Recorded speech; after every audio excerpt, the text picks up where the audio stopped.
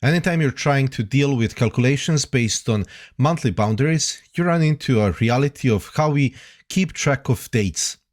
Some months have 30 days, some 31, and of course you have 28 and 29, and sometimes this can be tricky. I have seen colleagues manually adding numbers and checking calendars not to make mistake. And that looks something like this. They would take the start date and add 30, for example.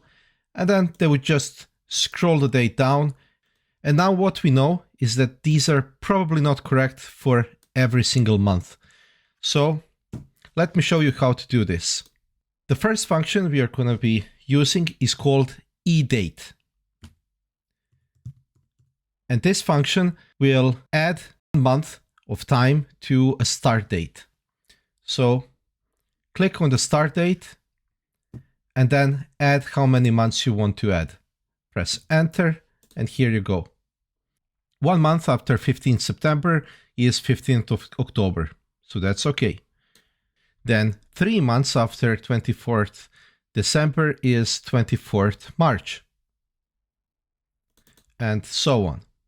Let's say that our project started on this month. We added this duration in months, and these are the end dates.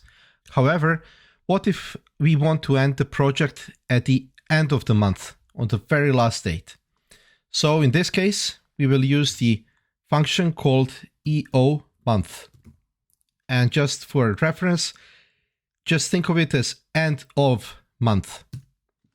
And then again, press the start date, how many months you want to add, and press enter. And now you got the last date of the same month. Now that we know when the project is ending, when can we start the next project? So let's say we can start it day after. We can add 1 day to the end day.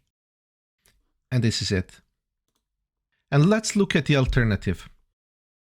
What if there is a certain number of months, let's say between the end of one project and the start of the next one? So let's just randomly put some numbers here to have the end of the month. Let's see when is the start of the next project. In this case, we will use EDATE function.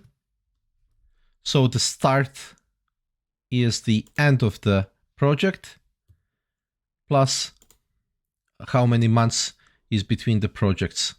Press enter, scroll down, and now we need to format the results. So let's click on Format Cells and select Date and press OK. And there we go.